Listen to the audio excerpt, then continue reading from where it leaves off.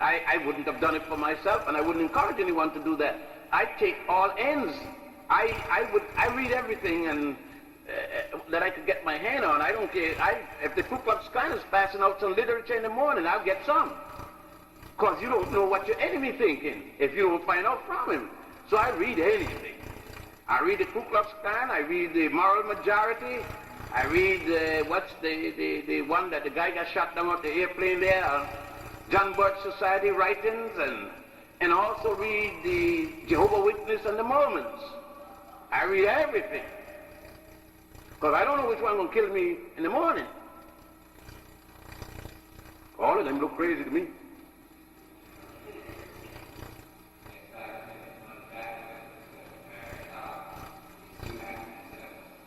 The what? The Ankh and the what? Oh, the dollar?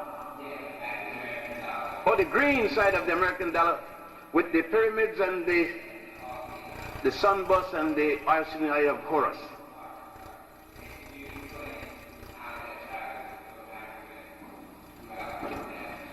Well, if you recall, the first president of the United States, a terrorist by the name of George Washington. Oh yeah. According to the British, you still go on England, you see it written there, George Washington had 30,000 pounds on his head for terrorism. I'm talking about the murderer, George Washington. The slave owner, George Washington. You see, isn't it strange that we see Hitler as a bad man? But you know, Hitler didn't enslave one black American. George Washington did. George Washington said black folks the day of his inauguration from molasses to Barbados.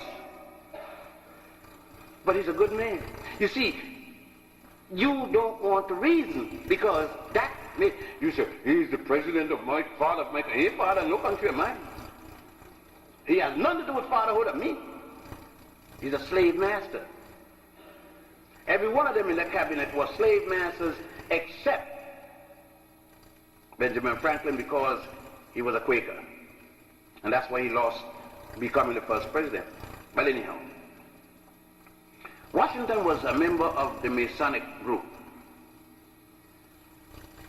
And as such, when the first union was founded, it was founded and the Masons were the strongest force and allied themselves as a common unit within the founding group. It is so that they, in looking for symbols for their money, they took Masonic symbols, the Masons who had adopted it, the Freemasons who had adopted the 22 tablets they stole from Egypt, from the mystery system and carried to York, England, and established what they call York Rites with 22 degrees. Later, in Scotland, they added 11 more, call it the Scottish Rites. And the 11 degrees they call the Effable Rites, which put Christianity into Freemasonry where it has no business. And it is so that they decided to use those symbols. The pyramids, or house of fire, the word in Greek means house of fire. The sunburst, which symbolizes the power and strength of God, Ra. And the eye, which symbolizes the Ujet, U-D-J-E-T, which is known as the ever-seen eye of Horus. That's the combination there. They did not stop there because in the Supreme Court, the so-called Department of Justice, they then adopted from the scene of justice with Goddess Ma'at. Goddess Ma'at is shown with a crown on her head and a feather of truth. And there is the heart symbolically of Annie the scribe. And in the other part of the scale is a feather, and his heart is symbolically weighed against the feather of truth. And there, Kepra is recording. Anubis is there ready to swat him if his heart isn't correct. That was adopted with a woman with the blind by the same sword. But you notice one thing about that. There was no intent to have justice. The scale isn't balanced. One part of the scale is up, and the other is down. There was never intent. The artist did what was right, because you don't have a democracy. It said a republic. And you see, we don't read too well. There's nothing in the Constitution anywhere said democracy. It says a republic. One will rule and the other will be ruled. We could go and see other symbols adopted by the United States from your ancestry. And you say, well, how come they do all that and adopt all that from me and then enslave me? Easy. A thing called gunpowder and the cannon. In other words, I'm telling you, might is right. If the judge gives you 30 days in jail, would you go to jail voluntarily, just walk and go to jail? The only reason you go to jail is the man called a bailiff and another one called a marshal. And the marshal got a gun on his side, and there are umpteen marshals there with guns on their side. And the policemen in the hall waiting with guns on their side. So you decide, I'm going to jail.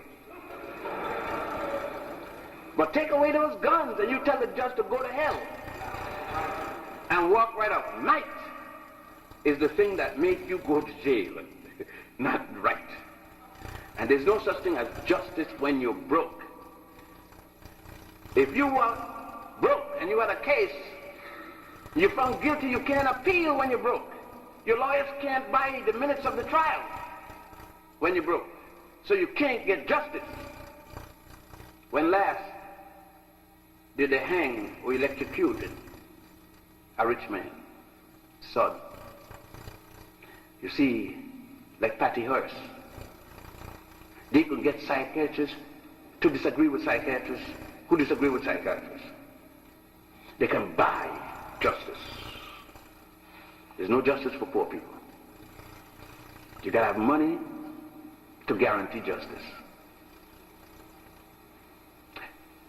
Let's say you were poor and you had shot, what's his name in the house there? Regamus. You wouldn't have been in no crazy house. You'd have been under the crazy house. But his daddy had money. Umpteen pounds of loot. Do you think that he didn't talk to the judge? You think that Patty Hearst didn't talk to the man who was going to free her? He said, even if she was found guilty, he was going to give her pardon. Talking about the peanut vendor man from Carterville. Justice. I know it's frustrating and you believe in all the beautiful things. I've been in the armed forces, I've been all over the place, and I haven't seen justice yet. I've seen justice.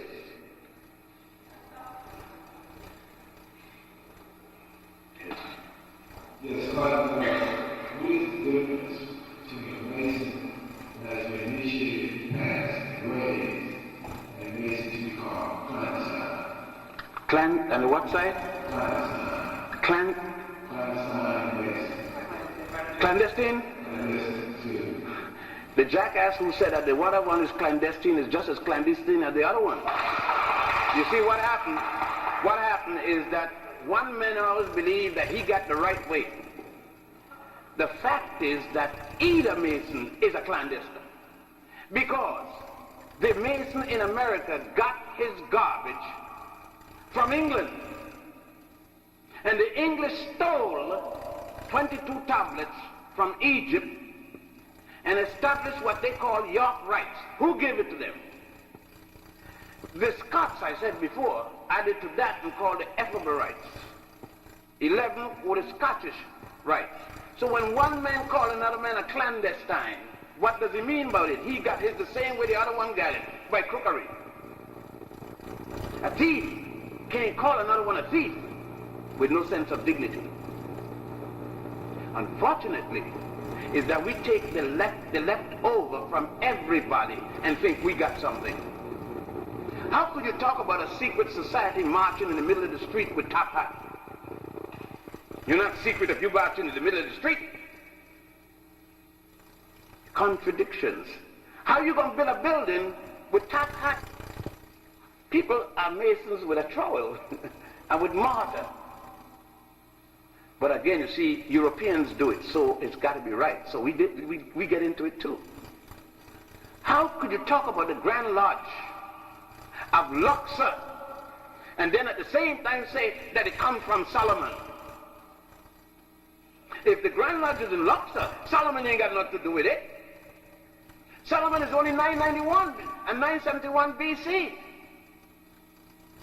The Grand Lodge of Karnak, the Grand Lodge of Saqqara, more than 3,000 years before the birth of Solomon. King Solomon has nothing to do with Freemasonry.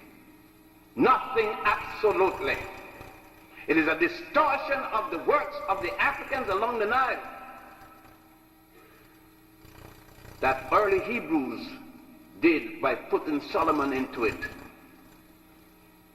I suggest that they go to the Grand Lodge of Luxor, which the ruins are still there in a place called Luxor, and see for themselves the symbols, see for themselves the kind of aprons and the kind of vestment that the ancient Africans used in the mystery system. See for themselves the grand architect that they were talking about. See for themselves when Amenhotep redesigned the Grand Lodge and used the opium as the means of paying for this. There was no England, no Scotland, no Wales in existence in 4100 BC, when the first Grand Lodge was built at a place called Saqqara. S-A-K-H-A-R-A, which is now spelled also S-A-Q-Q-A-R-A. Imhotep designed the first temple. The man who was the multi-genius more than 2,000 years before Michelangelo gained that term. Go and take a copy of the Egyptian Book of the Dead and the Papyrus of Ani and look at the Masonic symbols in there and see if anybody today using that. And then see if they had any British top hat, white shirt, black tie, and cutaway. As a matter of fact, that type of dress didn't exist yet. That's strictly European. In spite of the Charter House in England, the Charter House in France, and the Charter House in Italy. Nobody called themselves ancient, free and accepted, or ancient. How are you going to call yourself ancient if you're back there? They didn't use the word ancient. So those who call themselves free and accepted, those who call themselves ancient, free and accepted, they're still imposters, both of them. Because no one over there carried them through. No one over there carried them naked. No one over there raised them from a dead level to a perpendicular. No one over there put a toe line and a cow toe on them. It was stolen. And it says that a man could not be raised from a dead level to a perpendicular unless he was raised in the Grand Lodge. So they're all imposters. You can't raise somebody in Alabama. You got to go to Egypt.